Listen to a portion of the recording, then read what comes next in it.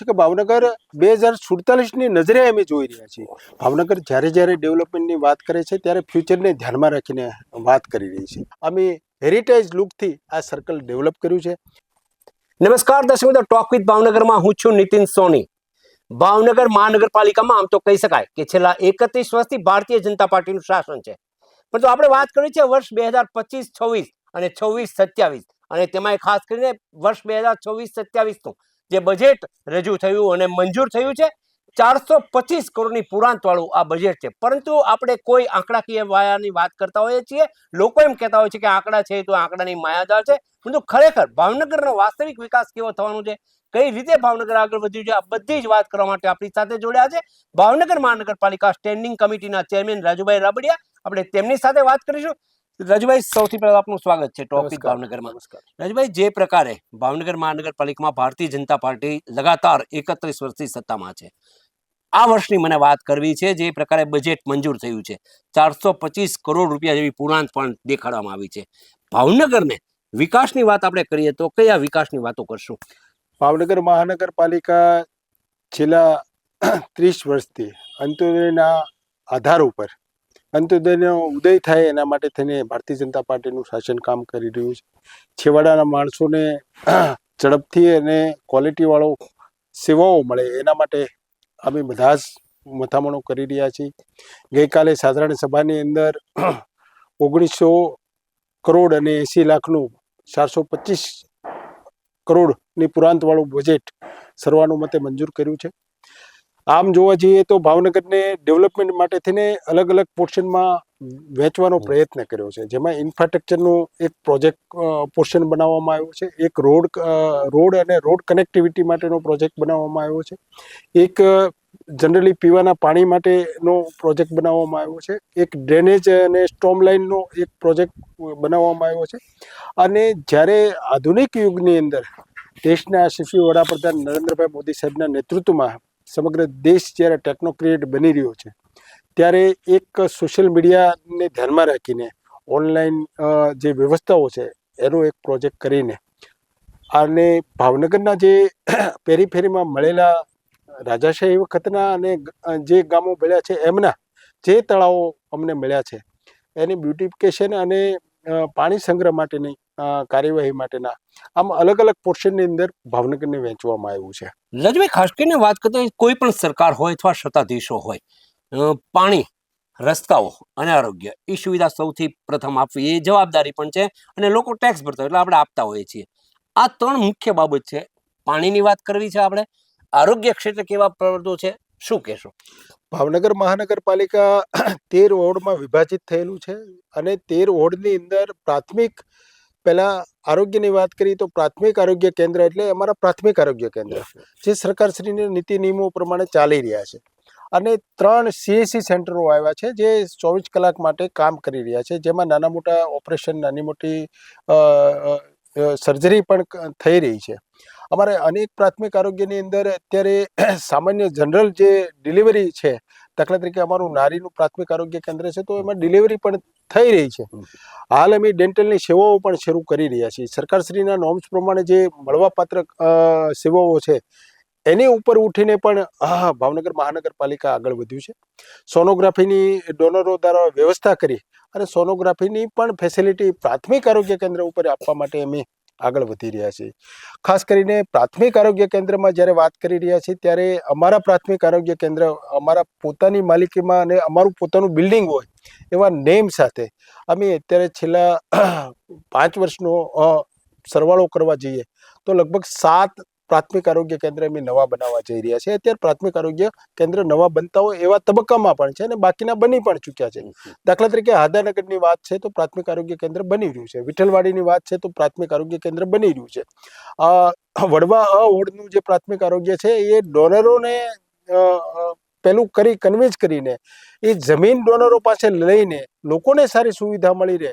Gaurishankar સોસાયટીનો common plot હતો, એમાં ડોનેશનમાં લઈને અમે પ્રાથમિક આરોગ્ય કેન્દ્ર બનાવ્યું છે. સિદ્ધસરનું પ્રાથમિક આરોગ્ય કેન્દ્ર છે તો જે પંચાયત ઓફિસ હતી એની અંદર અત્યારે બની રહ્યું છે અને થોડા દિવસમાં લોકાર્પણ થવાનું છે.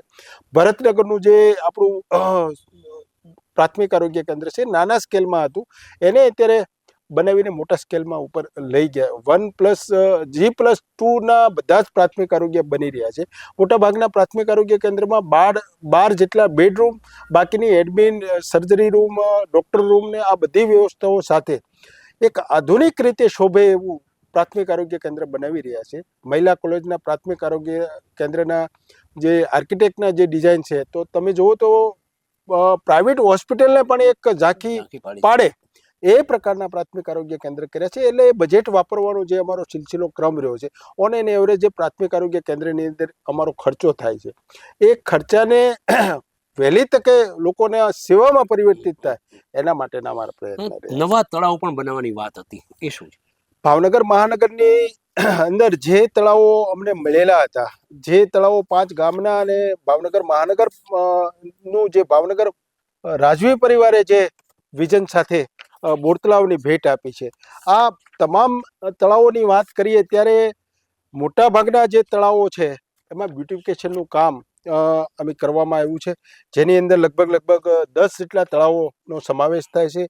સિદ્ધસરનું જાળિયા તળાવ હોય, અકવાડાનું તળાવ હોય, કે અમારું તરસમિયાનું તળાવ હોય, કે બોર તળાવનું બ્યુટિફિકેશન કૈલાસ વાટિકા ફેઝ 2-3 નો જે ડેવલપમેન્ટનો ભાગ છે, બાકી રૂવા રવેચી ધામનું તળાવ હોય કે રૂવાપરીમાનું મંદિરનું તળાવ હોય, આ તમામ તળાવોને સ્ટ્રેન્થનિંગ કરવાનું કામ, બ્યુટિફિકેશન કરવાનું કામ, અને સાથે સાથે લોકો પોતાના હેપીનેસ ઇન્ડેક્સ ઊંચો લાવવા માટે થઈને પોતાના સ્વાસ્થ્યને જાળવવા માટે પોતે સવારમાં મોર્નિંગ વોક કરી શકે, ઇવનિંગ વોક કરી શકે, ખુલ્લા આકાશ નીચે બેસી શકે, આ પ્રકારની વ્યવસ્થાઓ કરી છે.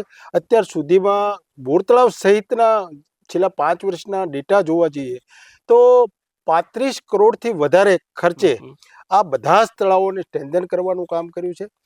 ત્યાંનો સ્થાનિક જે જમીનનો જળ સ્ત્રોત છે એને ઊંચો લાવવા માટેની મથામણ અમે કરી રહ્યા છીએ. હાલમાં જે પીવાનું પાણી આપણે 3 જગ્યાએથી લઈ રહ્યા છીએ, એક તો ગૌરીશંકર તળાવની અંદરથી લઈ રહ્યા છીએ, એક સૌની યોજનામાંથી નર્મદાના નીર આવી રહ્યા છે, એક શેત્રુંજી ડેમમાંથી લઈ રહ્યા છે. આ બજેટની અંદર આ લાખણકા ડેમ આપણો ભાવનગરનો છે, એમાંથી પણ પાણી માટેની એમની વ્યવસ્થા, એનો ક્લેચમેન્ટ એરિયા મોટો થાય, એને ભરાવવા માટેની વ્યવસ્થા આખું સર્વે કરીને સરકારમાં રિપોર્ટ કરવાના છે. સાથે સાથે એક નવું નારી પાસે જીઆઈડીસીની આગળના ભાગમાં એક તળાવ ડ્રાફ્ટ કરવા માટેની અત્યારે પ્રક્રિયા હાથ ધરવામાં આવી છે. રાજભાઈ, રસ્તા આમ તો કદાચ હું એવું કહીશ કે છેલ્લા થોડા સમયથી રસ્તાઓની જે વાત હતી, મોટા ભાગના રસ્તાઓ ખોદી નાખવામાં આવ્યા હતા, લોકોમાં એવો રોષ હતો. જે પ્રકારે વિકાસની આપણે વાત કરવી છે, તમે એવું કર્યા છો, અમે વિકાસ કર્યો છે, તો રસ્તાઓ માટે કેટલા પૈસાનો ખર્ચ થયો છે, કેટલા રસ્તાઓ નવા બની રહ્યા છે, હજુ આગળ શું થશે રસ્તાઓના મામલે, એ પણ લોકોને કેવું છે. ભાવનગરમાં દીર્ઘદ્રષ્ટિવાળું શાસન ભારતીય જનતા પાર્ટીનું રહ્યું છે. ભાવનગર જ્યારે ડેવલપમેન્ટની વાત કરે છે ત્યારે ફ્યુચરને ધ્યાનમાં રાખીને વાત કરી રહી છે. અત્યારે જે રસ્તાઓ ખોદવાની બાબતો જનમાનસની અંદર અંકિત થઈ છે, તો એમાં મારે એટલું જ કહેવું છે કે ભાવનગર 2047ની નજરે અમે જોઈ રહ્યા છીએ. જે રીતે ખોદ્યું છે ભાવનગરને, જે રીતે ડેવલપમેન્ટ કરવા માટેની વાત છે, તો હું તમને એક જ એનો દાખલો આપવો છે. તિલકનગરથી લઈને સુભાષનગર ચોક, સુભાષનગરથી લઈને શિવાજી સર્કલથી દુખીશ્યામ બાપા સર્કલ, દુખીશ્યામથી લાલા બાપા ચોક અને આગળના ભાગમાં લીલા સર્કલ સુધીની વાત જ્યારે છે, ત્યારે 400 થી લઈને 2200 ડાયા સુધીની પાઇપલાઇન નાખવાનું કામ આ ભાવનગરની અંદર અમે કર્યું છે. અને 2047ના પ્લાનને ધ્યાનમાં રાખીને અમે પણ જાણી રહ્યા છીએ કે જ્યારે નવું કામ થઈ રહ્યું છે, તમે ઓન એન એવરેજ આ પાઇપ જ્યારે નખાણી છે ત્યારે હું અવારનવાર વિઝિટમાં ગયો છું, લગભગ 25 ફૂટ ઊંડે આ પાઇપ નાખવામાં આવી છે, અને 25 ફૂટ જેટલું ખોદાણ કરીને આ પાઇપ નાખવામાં આવી છે. અને પાઇપથી આ ન્યૂ ભાવનગર જે સિસ્ટમનું આખો પોર્શન છે, એ ન્યૂ ભાવનગરનું ડેવલપમેન્ટ 2047ને ધ્યાનમાં રાખીને અમે આ પાઇપલાઇન નાખી છે. અત્યારે ત્યાં રોડનું કામ કરી રહ્યા છીએ, રોડનું કામ મોટા ભાગનું પૂર્ણ થયું છે. એક પોર્શન જે અમારો આ શિવાજી સર્કલથી આગળના ભાગમાં દુખીશ્યામ બાપા સર્કલ છે, ત્યાં કામ ચાલી રહ્યું છે, પણ એ ઝડપથી પૂર્ણ થાય એના માટેની અમે સતત ફોલોઅપ રહી રહ્યા છીએ. ભાવનગર માટે પીએમઈ બસની વાત હતી, ભલે આપણે ગુજરાતી કહેવત છે મોડી લેવી પણ ઓડી લેવી, થોડીક મોડી આવી છે, પણ અત્યારે જે પ્રકારે બસ રસ્તા ઉપર દોડી છે, કેવો ફાયદો થાય છે લોકોને? અમે ઈચ્છી રહ્યા હતા ભાવનગરને એક અલગ પ્રકારનું સેવાઓ માટે થઈને ભાવનગર ઘણા વર્ષોથી ઝંખતું હતું. એ ઝંખના પૂરી કરવા માટેની અમારી મથામણ હતી. ભાવનગરની અંદર હું આભાર માનીશ આ તકે રાજ્ય સરકારનો આદરણીય ભૂપેન્દ્રભાઈ પટેલ સાહેબનો. હું આભાર માનીશ દેશના યશસ્વી વડાપ્રધાન આદરણીય નરેન્દ્રભાઈ મોદી સાહેબનો, કે એના વિચારની અંદર આ પીએમઈ બસ દેશભરના રાજ્યોમાં આપવાની વાત આવી. અને એમાં પણ ગુજરાતની અંદર અન્ય મહાનગરોની સાથે સાથે ભાવનગરને પણ આ પીએમઈ બસ ફાળવવા માટેની દરખાસ્ત આવી. અને દરખાસ્તની અંદર અમે મંજૂરી સાથે અમે હા પાડી કે ભાઈ અમે આના માટે તૈયાર છીએ. તો મારે તમને ગૌરવ સાથે કહેવું છે કે ગુજરાતની અંદર પીએમઈ બસ ડેપો સૌથી પહેલો ભાવનગરે શરૂ કર્યો છે, તૈયાર કર્યો છે. 1.5 વર્ષની એટલે 18 મહિનાની અંદર આ 18 કરોડ ને 52 લાખ જેટલા ખર્ચે આ અધેવાડા ટોપ 3 પાસે આ પીએમઈ બસ ડેપો ઊભો કર્યો. એમની ચાર્જિંગ માટેની વ્યવસ્થાઓ કરી, 17 પ્રકારના રૂટો બનાવ્યા અને 28 કિલોમીટરની પેરીફેરીનો રૂટ બનાવી. આજે મને ગૌરવ છે કે દેશના યશસ્વી વડાપ્રધાન શ્રી વર્ચ્યુઅલ માધ્યમથી જોડાણા અને નાયબ મુખ્યમંત્રી શ્રી હર્ષભાઈ સંઘવી સાહેબ અહીંયા સ્થળ ઉપર આવીને આ લોકાર્પણ કરી.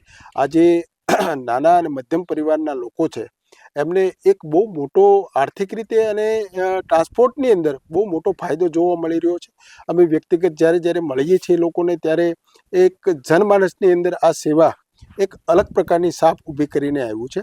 આજુબાજુના ગામડાઓ છે એની રોજબરોજનું હટાણું ભાવનગરની અંદર હોય, રોજબરોજનું શિક્ષણ ભાવનગરની અંદર હોય, રોજબરોજની આરોગ્યની તપાસ પણ ભાવનગરની અંદર હોય. ત્યારે આ ગામડાઓને પણ એક મોટો બેનિફિટ મળ્યો એવું અમે માની રહ્યા છે અને લોકો પણ કહી રહ્યા છે કે આ મોટો બેનિફિટ છે. એટલે 350 કરોડની બસો ભાવનગરમાં આવવાની છે. 50 બસ અમને મળી ગઈ છે. આગામી માર્ચ સુધીમાં બીજી 50 બસ મળવાની છે. ત્યારે એક મોટો બદલાવ બીજા સિટીની કમ્પોઝિશનમાં જોવા જઈએ તો ભાવનગર એક કદમ આગળ વધીને મેગા સિટી તરફ જતું હોય એ પ્રકારના અમારા કામો કરવાના પ્રયાસો રહ્યા છે ને એ રીતે સફળતાપૂર્વક અમે આગળ વધી રહ્યા છીએ. રજભાઈ, આપણે વાત કરવી છે ભાવનગર આમ તો પહેલા એવું કહેવાતું ગાર્ડનોનું નગર છે, બગીચાઓની વાત હતી. બગીચાના ક્ષેત્રે આપણે વાત કરવી છે, કેવા કેવા કામો થયા છે ખાસ કરીને?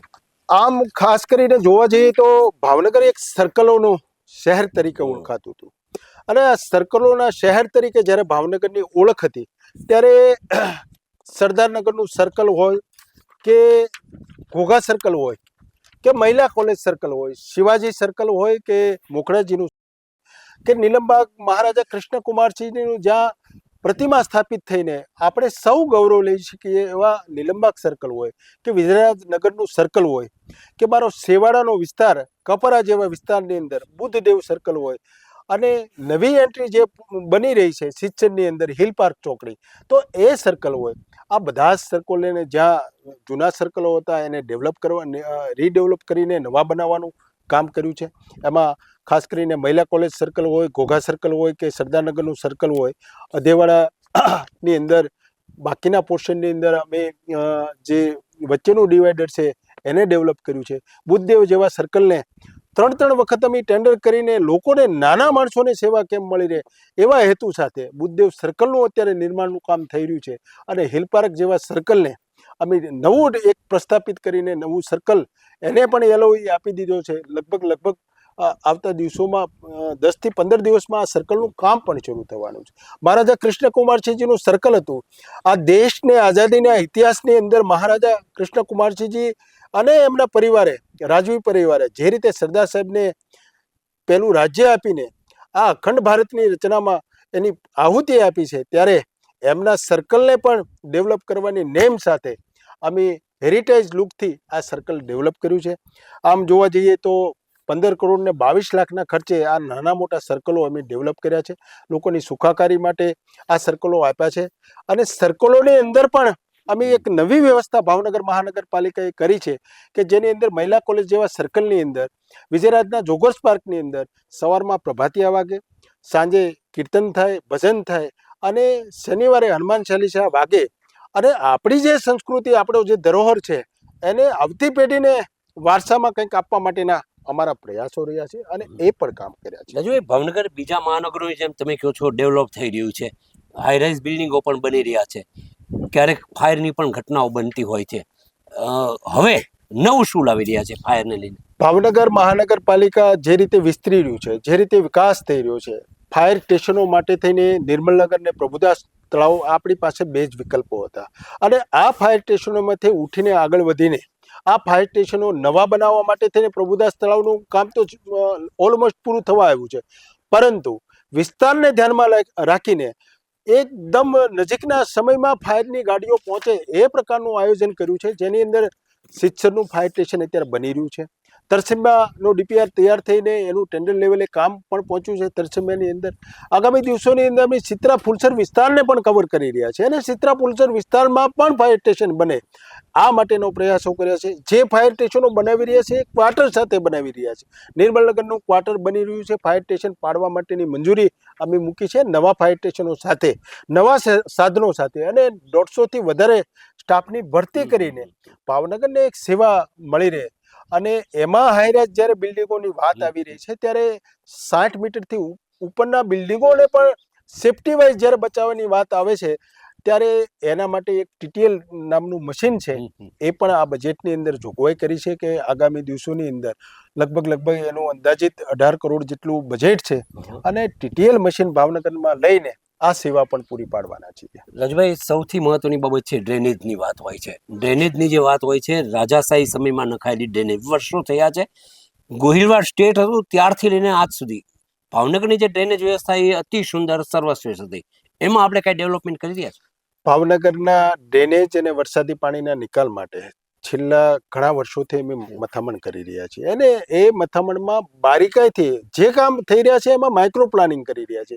દાખલા તરીકે વરસાદી પાણીના વ્યવસ્થા માટેની વાત હતી, તો વરસાદી પાણીના વ્યવસ્થા માટે ઝીણા પોઈન્ટો પકડીને હું તમને એકાદ બે દાખલા પણ આપીશ કે રેલવે સ્ટેશન જેવા વિસ્તારની અંદર આપણે માનતા હતા કે જ્યારે વરસાદ આવે ત્યારે પેસેન્જરોને રેલવેમાં લઈ જવા માટે લારીમાં લઈને જવું પડતું હતું. આ દ્રશ્યો મેં જોયેલા છે. અને સામાન્ય એક સર્વેના માધ્યમથી ટેકનોલોજી સાથે નવા ભાવનગરને, નવા ગુજરાતને અને નવા ભારતને જોડવા માટેના પ્રયાસો અમે જ્યારે કરી રહ્યા છીએ, ત્યારે ટેકનોલોજી સાથે આગળ વધી રહ્યા છીએ. સામાન્ય સર્વે કરાવીને ક્યાંથી વધારે વરસાદી પાણીનો નિકાલ થાય એના માટેના અમારા પ્રયાસો હતો, તો સામાન્ય ખર્ચે પણ એ કરી શક્યા છે. બીજું ખાસ કરીને જોવા જઈએ તો કપરા જેવા વિસ્તારની અંદર, આ કપરા જેવા વિસ્તારની અંદર વરસાદી પાણી અને ડ્રેનેજનો જે પ્રશ્ન હતો, આદરણીય મુખ્યમંત્રી પાસે અમે પ્રપોઝલ ચલાવી, આ પ્રપોઝલ મૂકી ડીપીઆર તૈયાર કર્યો, અને મને બરાબર ખબર છે કે મુખ્યમંત્રી શ્રી ભૂપેન્દ્રભાઈ પટેલ સાહેબે અમને એક ધડાકે એક હોડની અંદર, ગુજરાતમાં કદાચ આવા પહેલા દાખલાઓ છે, એક હોડની અંદર 100 કરોડથી વધારે બજેટ આપવાનું કામ કર્યું, અને આ ડીપીઆર મંજૂર કરીને આજે ટેન્ડર મંજૂર કરીને ગઈ ટેન્ડિંગમાં મંજૂર પણ કર્યું છે.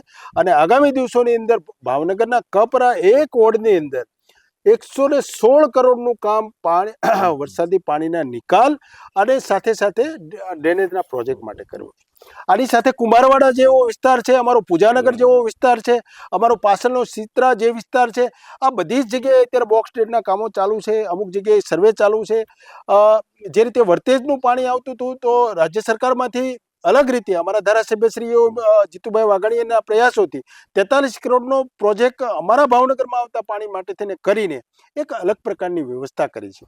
અને જે ધેવાડાની 36 સોસાયટી છે, એમાં પણ અમને મુખ્યમંત્રી શ્રીએ 35 કરોડ જેટલા અલગથી એક આગવી ઓળખ માટે થઈને કામ થઈ શકે એના માટેના મંજૂર કરી, અને મોટાભાગના જે ડ્રેનેજના અત્યારે પ્રોજેક્ટો ખોદાઈ રહ્યા છે અથવા થઈ રહ્યા છે, આ રાજાશાહી વખતની જે ડ્રેનેજ વ્યવસ્થા હતી એને અપડેટ કરવાનું કામ કરી રહ્યા છે. દાખલા તરીકે સરદારનગરની પેરીફેરીનો વિસ્તાર છે, તો એની તમામ સોસાયટીઓમાં અમે આજે ડ્રેનેજને અપડેશન કરવામાં આવ્યું, કેમ કે ઘણા વર્ષો પછી જ્યારે ડ્રેનેજ અપડેટ કરવાની વાત આવે છે, ત્યારે જનમાનસની અંદર એવું થતું હોય છે કે રોડ ખોદાય છે, પરંતુ આ ખોદવા ખૂબ જરૂરી હોય છે, અને આગામી દિવસોમાં એના ફળ પણ લાંબા ટાઈમે મળતા હોય છે.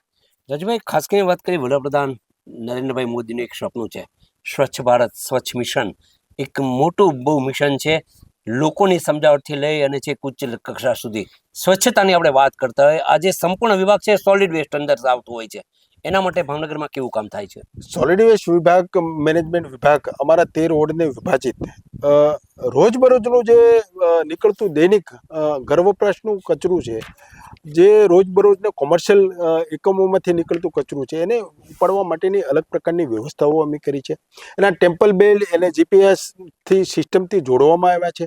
આ બધા જ ટેમ્પલ બેલો એક જગ્યાએ પહોંચીને જ્યારે ડમ્પિંગ કરી રહ્યા છે તો એને બદલે એનો પિકઅપ કરીને પણ અમે જે આ વ્યવસ્થાપન છે એને આગળ વધારવા માટેના પ્રયાસો કરી રહ્યા છે. આની સિવાય પણ ભાવનગરની અંદર ડેઈલી જ્યાં ઢગલાઓ થતા હતા તો એની ઉપર માણસને મૂકીને આ વ્યવસ્થા જોઈ છે અમે. આ વ્યવસ્થાઓને જોયા પછી જે સ્વચ્છતા સંરક્ષણ થઈ રહ્યું છે દેશભરની અંદર, એમાં મારે ગૌરવ સાથે કહેવું છે કે ભાવનગર ખૂબ પાછળના ક્રમે હતું, 100 ઉપરના ક્રમે હતું. ગયા વર્ષે 14મા ક્રમે દેશની અંદર આવ્યું છે, ગુજરાતની અંદર આવ્યું છે.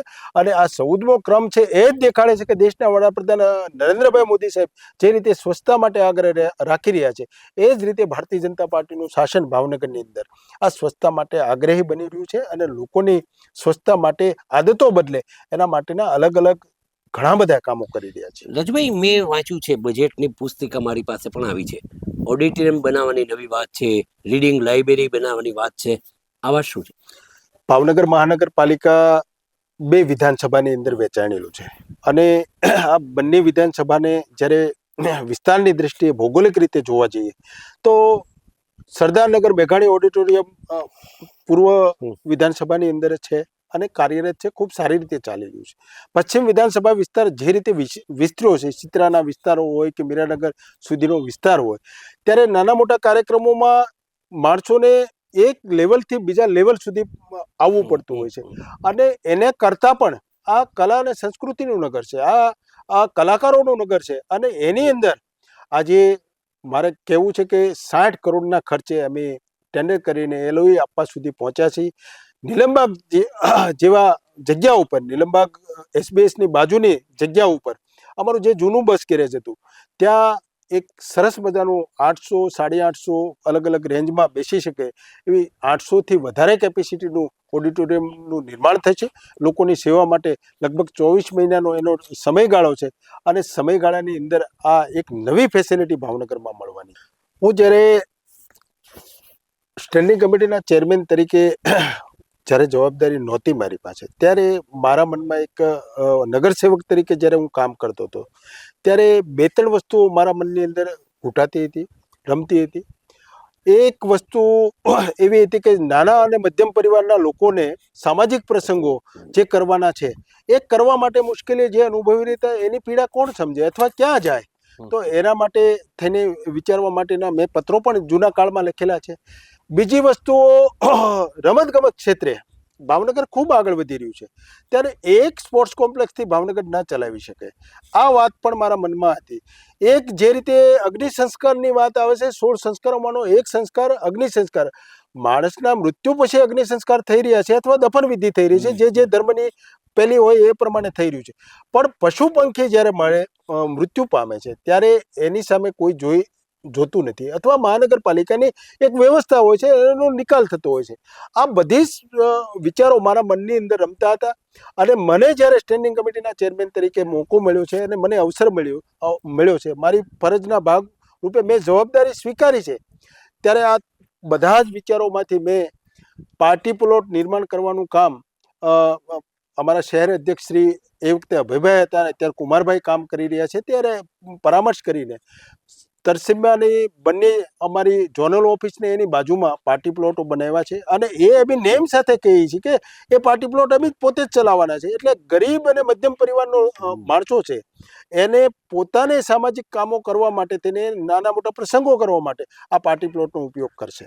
આ વાત મેં અમારા સાંસદ અને કેન્દ્રના મંત્રી શ્રી નીમુબેન બામણિયા સમક્ષ મૂકેલી કે બેન, આ બંને વિસ્તારોમાં એવા અમુક પરિવારો, જે વિસ્તારો છે એ ગરીબ અને મધ્યમ પરિવારના વિસ્તારો તરીકે પ્રસ્થાપિત થયા છે, ત્યારે એના માટે આપણે શું વિચારીએ કે ત્યારે કેન્દ્રીય મંત્રી આદરણીય નીમુબેન બામણિયાજીએ મને એક ધડાકે કોમ્યુનિટી હોલ બનાવવા માટેની ગ્રાન્ટ આપી અને પૂર્વ વિધાનસભાની અંદર અને પશ્ચિમ વિધાનસભાની અંદર આ બંને વિસ્તારોની અંદર અત્યારે કોમ્યુનિટી હોલનું નિર્માણ કામ ચાલુ થયું છે અને આગામી દિવસોમાં લોકોને એને સેવા પૂરી પાડવામાં આવશે.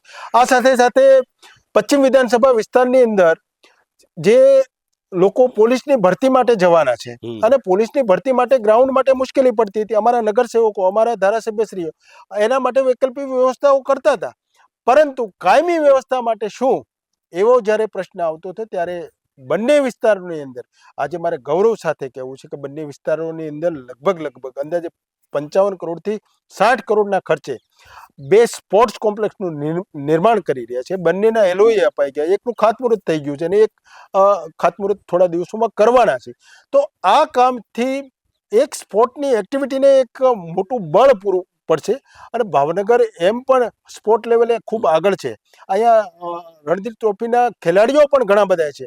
ત્યારે ભાવનગરને એક સ્પોર્ટ માટે અલગ અલગ સ્પોર્ટની વ્યવસ્થાઓ માટે થઈને, અલગ અલગ ગેમ માટે થઈને, રાત્રે એમાં રમી શકાય એ પ્રકારની પણ વ્યવસ્થાઓ કરીને એક સ્પોર્ટને અલગ ઓળખ મળે અને એમાં ભાવનગરના યુવાનો યુવતીઓ જોડાય એના માટેના અમારા પ્રયાસો રહે. સાથે સાથે પશુ શમશાન માટેની વાત હતી, તો પશુ શમશાન પણ અમે કુંભારવાડા ડમ્પ સાઇટની પાછળ પૂર્ણ કર્યું છે. ગેસનું કનેક્શન બાકી છે. આગામી દિવસોમાં એ પણ અમે પશુઓના મૃત્યુને અગ્નિ સંસ્કાર કરી અને આ જે હિન્દુ સંસ્કૃતિને શોભે એ પ્રકારના અમારા પ્રયાસો રહ્યા છે. માણસનું મૃત્યુ થાય છે એને આપણે એની વ્યવસ્થા કરીએ છીએ, પશુ માટે પણ વ્યવસ્થા થાય, આ સંવેદનાઓ સાથે કામ કરી રહ્યા છે. રાજુભાઈ, ગઢેચી નદીના શુદ્ધિકરણની વાત હતી, હમણાં કંઈક કામ શરૂ થયું છે, શું કહેશો? ભાવનગર મહાનગરપાલિકાની અંદર ગૌરીશંકર તળાવનો જે વધારાનું જે પાણી વરસાદી ઓવરફ્લો થઈને જ્યારે પાણી નીકળે છે ત્યારે ગઢેશી નદી તરીકે આપણે જે ઓળખી રહ્યા છીએ અને જે દરિયાઈ માર્ગે જાય છે અને એનો નિકાલ હતો. નાના મોટા એમાં ખૂબ દબાણો હતા. ડીપીઆર એક બનાવ્યો. ડીપીઆર બનાવ્યા પછી ઘણા પરામર્શો પછી ઘણી વિચારણાઓ સાથે સંયુક્ત રીતે વિચાર કરીને ધારાસભ્યશ્રી સાથે, શહેરના સંગઠનની સાથે રહીને, અમારા મેયરશ્રી ભરતભાઈ બારડની સાથે રહીને વિચાર કરી આ શુદ્ધિકરણના પ્રોજેક્ટ માટે થઈને ગઢેશીનું જે પાણી નિકાલ છે એની વ્યવસ્થાઓ દબાણમાં ક્યાંય બુરાઈ ન જાય અથવા દબાઈ ન જાય એની ખેવના સાથે લગભગ 850 મકાનો ડિમોલેશન કરવું પડ્યું છે. કરુણતા છે અમારા માટે, પણ આ ડિમોલેશન કરીને આ બંને બાજુ 7-7 મીટરનો રોડ બને, વચ્ચે આખી કેનાલ બને અને કેનાલની અંદર પણ પાણી, વરસાદી પાણીનું રોકાઈ શકે અથવા જમીનમાં ઉતરી શકે એ પ્રકારની વ્યવસ્થા કરી આજે લગભગ 2 થી 2.5 લાખ લોકોને આ દુર્ગંધ અને ગંદકીમાંથી મુક્ત કરવાનું કામ કર્યું છે. અને એ એટલા માટે કર્યું છે કે આગામી દિવસોની અંદર ભાવનગર જે રીતે વિકાસ પામી રહ્યું છે અને જે મેગા સિટી તરફના જે ડેવલપમેન્ટના જે કારણો છે એના માટે પણ આ કરવું ખૂબ જરૂરી છે. મારા કાર્યકાળની અંદર ઐતિહાસિક રીતે ડિમોલેશન કરવાનું કામ કર્યું છે. એમાં ધાર્મિક સ્થળોને પણ વર્ષો સુધી જે હટ્યા નહોતા એને હટાવવાનું કામ કર્યું છે. નાના મોટા જે રોડ રસ્તા ઉપર લારી ગલ્લાઓ હતા એને પણ દૂર કરી અને એક ભાવનગરની બ્યુટીમાં વધારો થાય. રોજગારી છીનવવાનો અમારો કોઈ આશય નથી, પરંતુ બ્યુટીમાં વધારો થાય અને રોડ એક્સિડન્ટમાં જે ઘટનાઓ બનતી હતી, આ વર્ષને અમે રોડ સેફટીના વર્ષ તરીકે પણ ઉજવવા જઈ રહ્યા છે, ત્યારે એક્સિડન્ટ ઓછા થાય અને બ્યુટિફિકેશનમાં વધારો થાય અને એને બીજે રોજીરોટી મળી રહે એ પ્રકારની વ્યવસ્થાઓ કરી અને ડિમોલેશન કરી આ બધી વસ્તુઓ દૂર કરી એક નવું ભાવનગર આપવા માટેના અમારા પ્રયાસો રહ્યા છે. આ પ્રયાસોની અંદર ભારતીય જનતા પાર્ટીના નગરસેવકો જે છે એ અમારા વિવિધ કમિટીના ચેરમેનશ્રીઓ છે એ ખૂબ મથામણ કરી રહ્યા છે અને સાથે સાથે અમારા મેયર શ્રી ભરતભાઈ બારડ પણ અમારી સાથે ખભે ખભો મિલાવીને કામ કરી રહ્યા છે.